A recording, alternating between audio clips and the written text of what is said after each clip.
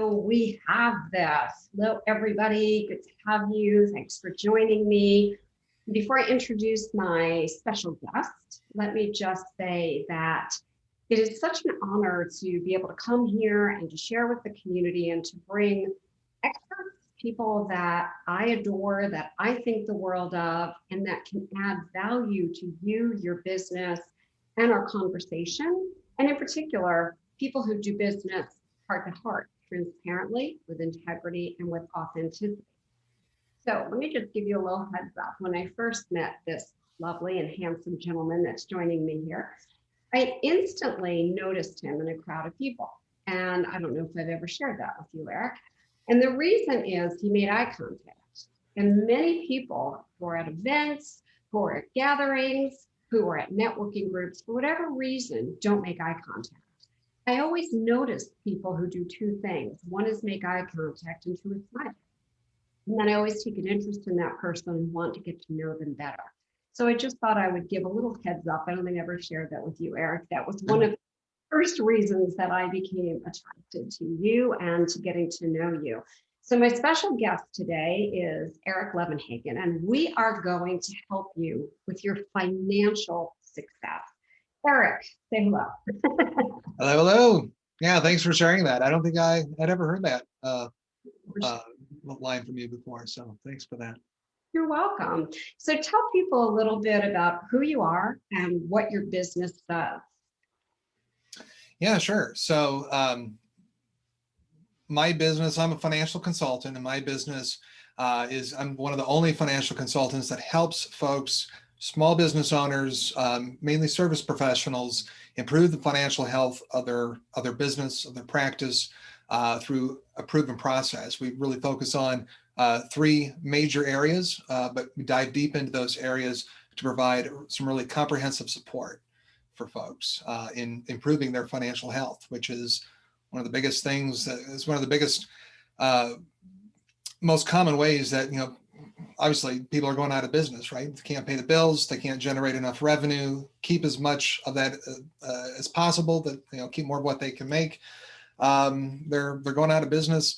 Some fail fast, and some unfortunately fail a lot slower, but they kind of get dragged on through the years, and gets drug out. So we just try and help shorten that curve, turn it back around so that they can reach their financial goals faster than what they may have thought possible. Yeah, 100%. I mean, I'm fortunate because you're a client family member for a while now, so I've got to really dig in and see what you do and how you do it. And that's why, I really felt it was important to share. There's people who will come to me and they'll say, can you help me with finances? And I find out they're really looking more for an accountant or a financial advisor to get into mutual funds or things like that. What's the difference between those kind of folks that do those things versus what you do for service professionals? Sure. Yeah. So for instance, like a lot of the examples you just gave would be an accountant, CPA, financial advisor. Full disclosure, I am a CPA by trade. And so I've spent, what is it now? Over 15 years, 16 years, I think, in this industry. Been a CPA since 2008. So I do have that background. What I find is a lot of people aren't sure what to ask for when it comes to getting real help with their finances. And a lot of people in like the CPA, accountants, CFO type of world really focus a lot on the compliance services, and then they tack on advisory at the end. So it's like, we'll do your books for you. They say, we'll do your books, prepare your taxes, give you some reports on, analyzing your financial statements, and then we can talk about those if you want to at the end. And after that stuff is done, right? And so that's really the stuff that should be quite simple to plug people into, those type of, getting your payroll done, getting the books wrapped up, getting the taxes prepared. What we really do is make sure between that, which that can be a number of professionals there, plus your financial advisor, whoever's helping you with investments,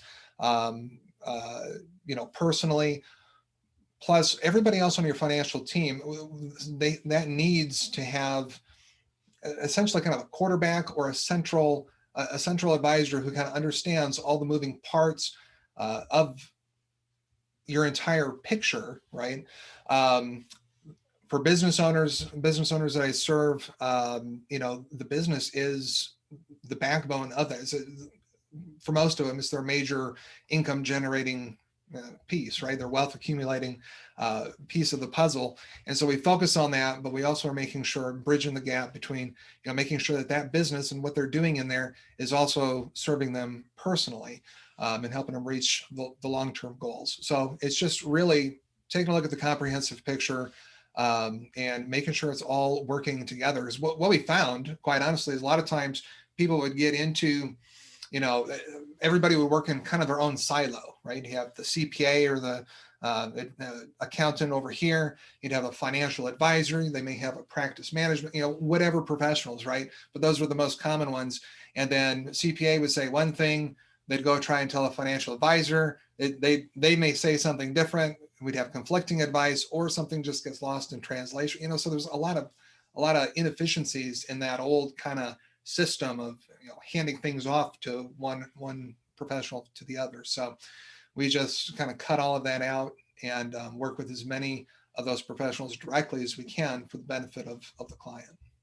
I actually love that. It's one of the things I really like. In my business, I have a bookkeeper, I have an accountant, and as you know, my husband is also a financial advisor, and he does work with the company.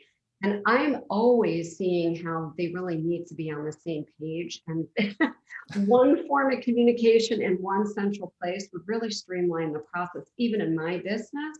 And so I really feel this is something important. I was chatting with a prospective client family member just this morning. And this person said, okay, well, I'm going to come on board. I'm really interested. What I really don't understand is who's going to do the P&Ls and who's going to help me look at them. Do you find that most entrepreneurial businesses have the system set up, or are they lacking?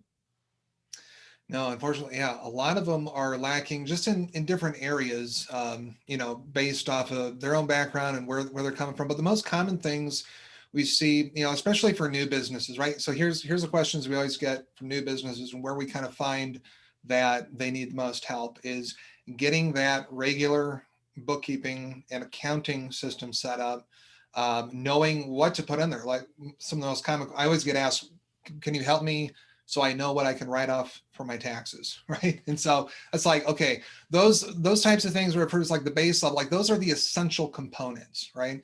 Getting your books wrapped up, getting things transcribes to a tax return, those are essential core pieces everybody needs. Then when we get up to like the foundational strategic pieces that we talk about, I find a lot of people are not able, a lot of people know how to look at and kind of read their financial statements. But a lot of people, and I saw this from experience in my own practice, this is why I went this route later on, is because, years ago, I did the typical accountant thing. Here's your balance sheet, here's your P&L, here's how it all correlates together. And I thought, this was a great presentation that was making a lot of sense to me, but not into the minds of the client, to the business owner. And their eyes were glossing over about 3 minutes into the conversation or sooner, right? So it's like, we needed a real-time kind of proactive way to say, okay, here I can keep a pulse on my cash flow, on profitability, making sure I'm doing the right things every day, because that's really what it boils down to, is having that system, not so that, we can look at financial statements after the end of the month, but by the time we get that stuff, like it's all outdated, right? Even if you get your financial statements really fast, which by industry standards is probably like 5 days after the end of the month, you're already looking at stuff that happened a month and 5 days ago, right? And then so on and so forth. So, so outdated. And you're always in this kind of reactive mode to what's happening in your business. Whereas if you knew something today, like if your business, if you had a mechanism set up, so your business today screamed at you and said, hey, or tapped you on the shoulder at the very least, if not screaming, and saying, hey, I got a problem, you better look at it before it kind of transforms and multiplies into a bigger cash flow problem, then you could take a look at it proactively, same day or the next day, and just address it, right? So that's part when we talk about driving permanent profits into people's businesses. That's really the type of system we're talking about there.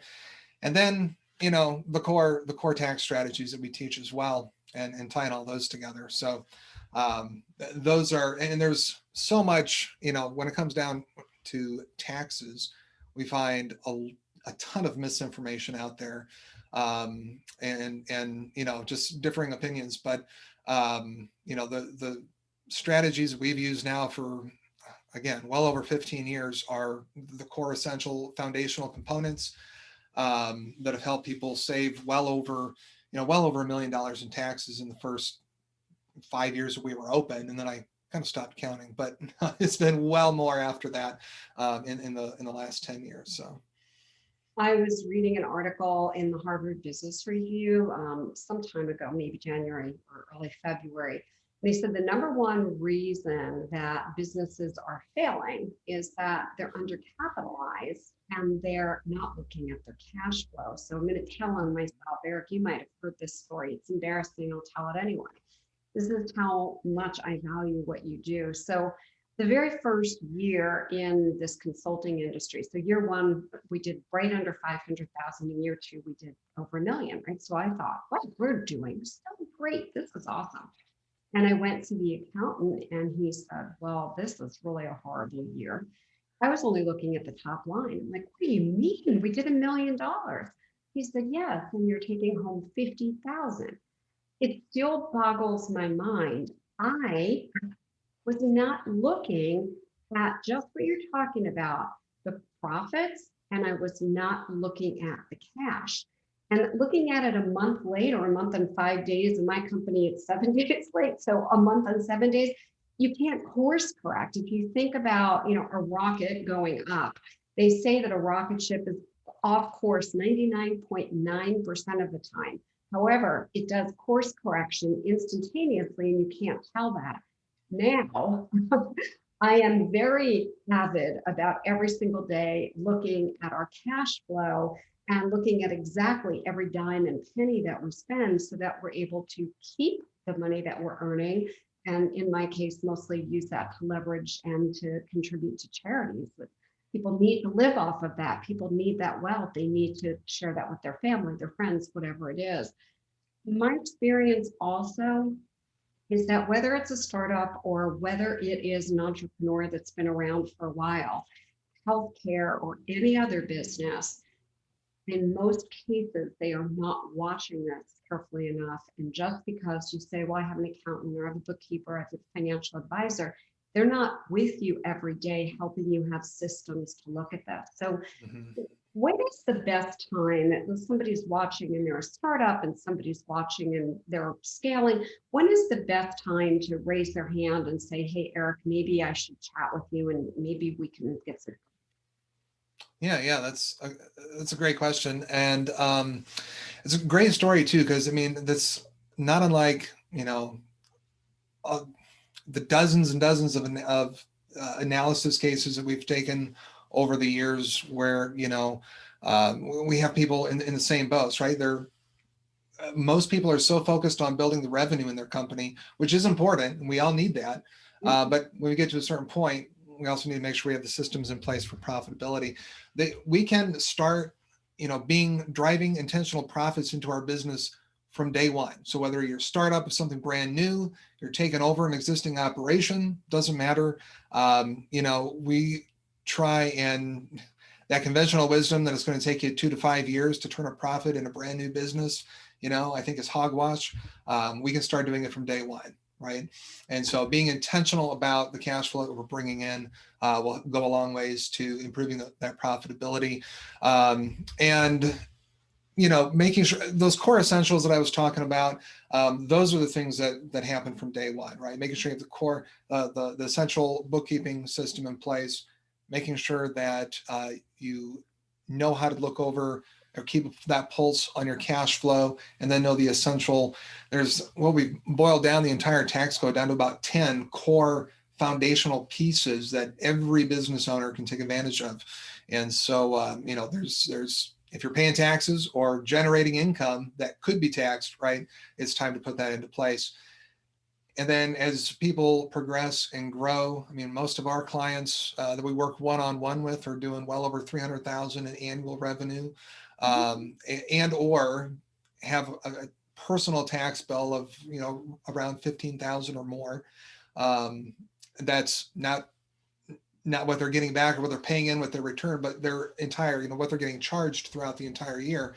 And so, and that's just because, the more moving parts people have, and the more, quite honestly, the more cash flow they have, free cash flow they have, the more quickly we can get into advanced tax strategies that can save them even more money, which, we've talked about that for years and years about, cash flow. 9 times out of 10, somebody comes to me in that kind of, startup phase or in that, mid-range phase. And very, we always say that part of your tax problem, because they all think we get to tax time, especially this time of the year. I mean, we're recording this in March, so tax returns, personal returns are coming up and coming due. And this would be the case with a lot of my clients in the past as well. Years ago, before I started this comprehensive approach, was that, we get to tax time, they couldn't pay the tax bill. So they come to me and be like, well, what you've done for us is great, because I was focused back then mostly on the tax strategy. I was the tax specialist, and that's the only role. That's the major role I really played for them. And they're like, well, that was great what you did for us, but what else can you do? Because we can't really afford this, the rest of it. I'm like, well, at some point, like, part of your tax problem is really a cash flow problem. Mm-hmm. And that starts out when you're a small business, and I've seen $5 and $10 million companies and bigger have the same issues. The corrections are not always the same, but the issues and symptoms are still there, right? So at some level, there's always a reason or need to take a proactive look at this always. So, I love that we're talking about being proactive, and that's a big deal. The other thing that I really like is the way you come at it, which is comprehensive. I know people who do different aspects of what you do. And if it's me, I would like one person to kind of know my business, handle my business, and work with me on my business. I do recommend that to those of you watching who are client family members and those of you who are here as part of the Entrepreneur community. The other thing that you talk about are, kind of the core essentials and profitability coming first. It's interesting that a lot of entrepreneurs, in my experience, did what I did. They had their eye on the wrong ball. Revenue, revenue, revenue, revenue. And the truth is, I came to realize that I was totally fine with a lower revenue number and a higher profit number. Keeping more so that I had more to whether donate to my charity, live from, share with my family and friends, whoever it might be. It doesn't matter as much that I'm driving the top line. And, my background and training was not in business. So the very first business that I ran, again, telling on myself, after I sold the business and I was clearing out my office, I found checks just stashed in drawers that I had never cashed. I'm like, oh my God, who is running this business? And I've come to learn over the years through my mistakes, you're helping people earn without making those mistakes, which is what I love. What kinds of resources do you actually have so that people who want to know more can find out more? And is there a specific niche that you enjoy maybe more than others? 2 questions there. Yeah. So I'll take the last one first. So the niche that we're specialized in right now is for independent optometrists, and this has been quite a progression, because we started out being specialized, if you will, in service professional. Like 99% of my time has been with professional service providers, think licensed service providers, so coaches and consultants, medical service providers, dentists, doctors, some attorneys, so all in the professional services space. And then we've grown that out into really being zoned in with independent optometry. And it just kind of grew naturally. I get asked that all the time, and just, in the service spaces, because I am that target too, right? I am the service provider. And so I get along really well with people in a lot of these industries. And I find that their hearts are in the right place. They're looking to, provide better service to their folks. And, when you're in that type of world, your clients, your customers, your patients are actually begging you to be profitable, because if you can take the money concerns and the money, distractions out of the picture, you can give them the best version of yourself from a service standpoint. And so that's another kind of, I refer to it as a side benefit. It's just one of those things that people don't generally think about, but it really rings true when we hear it and talk about it. So, so that's where we focus a lot. We have there's a website right now. We can give that, called Optometry Tax Savings. So that's for the independent optometrists. It is written for them, but secret. It's really for any service professional that's out there. So you're going to find, if you change the jargon up a little bit and the terminology up, you're going to find useful tips in there for you as well. So that's really the best place to start, to learn a little bit more about how we approach things, and some of the tactics, some of the takeaways that'll be in that free report that's there at that website will help you as well. Great. When we're all done, gang, we're not on the messaging page right now. We'll put comments in. Eric will drop the link in. So if you didn't quite get it, don't worry about it. And it's interesting because when I wrote guerrilla marketing for spas and guerrilla marketing for beauty salons, I would tell the truth. They're the same book. They were the same book. Literally, we had an editor go through, and every place that it said beauty salons, we put in spas, and I could have done that for thousands of industries. So the information that you will find there, just if you're not in that particular industry, say, oh, let me add my industry and just take out any of the jargon. You'll get a lot of value. And Eric, if somebody wants to potentially find out more, work with you, what's the best next action for them to do? Well, like I said, check out that website, the optometrytaxsavings.com. There will actually be, at the end of that report, which is a quick read, but very valuable. And then at the end of that report, there'll actually be an option to set up a call with me. It's 15 minutes. It's a no hassle thing. It's just, and I guide you through it in the call. It says, what is your one burning question that you have based off of what you read, or maybe what you've heard here, that you really want answered to move yourself forward? And we'll hop on a call and talk about that. If that evolves into, being able to help you out at a higher level, we can talk about that too. And if not, no worries, right? Yeah. So I love that. I mean, it's super generous. And the thing that I want folks to know who might not know you as well as I do, Eric doesn't come up with a sales pitch in disguise. Eric is true. He's honest. If he says, hey, I'm going to try and help you in 15 minutes, ask me your burning question or what came up from the report, that's what it'll be. If you decide you want to go further, you can go further. And then the last big question that's on my mind, I was writing an article for a magazine today, and it is about why entrepreneurs don't look at financials as much as corporations.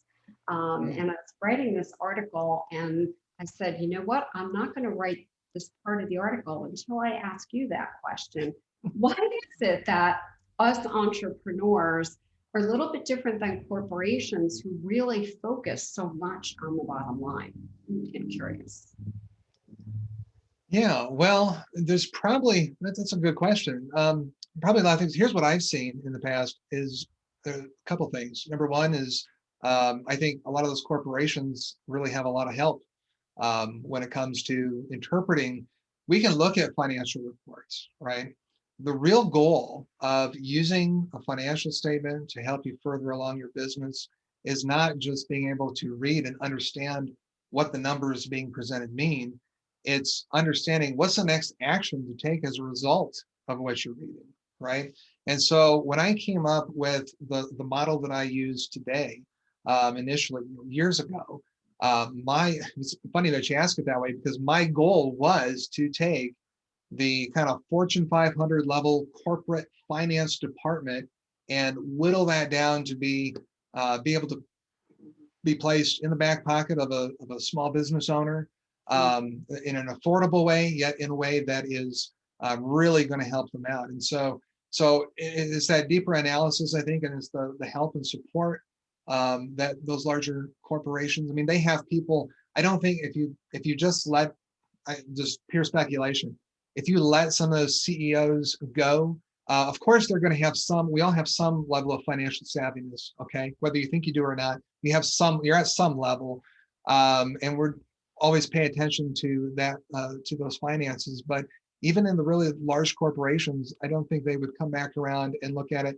if they didn't have to be held accountable to. I mean, large companies, corporations, right? They're held accountable to who? Shareholders. Yeah, that's their ultimate boss, if you will, or accountability partner are the shareholders and the stakeholders in that company. So having somebody in business, that is a lot of times one of the things that's also missing, especially with finances. Like I have many accountability partners over the years that help me with marketing, that help me with, different aspects of my business, but not too many people who I would share my books or my finances with that would actually come in and hold me accountable to some result and then taking actions based off of what we're seeing, right? So I think a lot of that has to play into the question you're asking.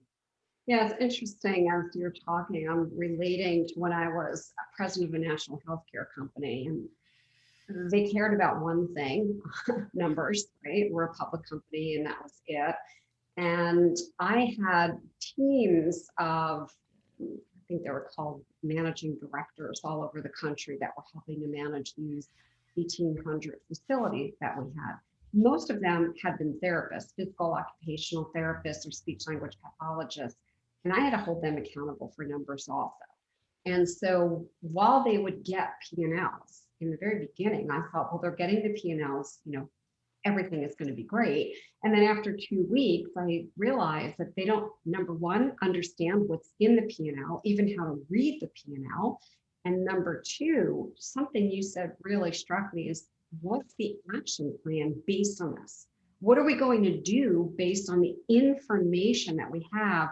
And we're so fortunate to have that kind of information. So being a smaller business and having access to the information, to me, is huge. It allows you to make all your decisions in real time. And then the second thing is, if you understand the information, then you can be guided into the right actions. So, man, you have just covered like so many cool things here. And I'll say a couple of quick things to anyone that is watching that has a business. You need to have someone like Eric or Eric's processes in your business.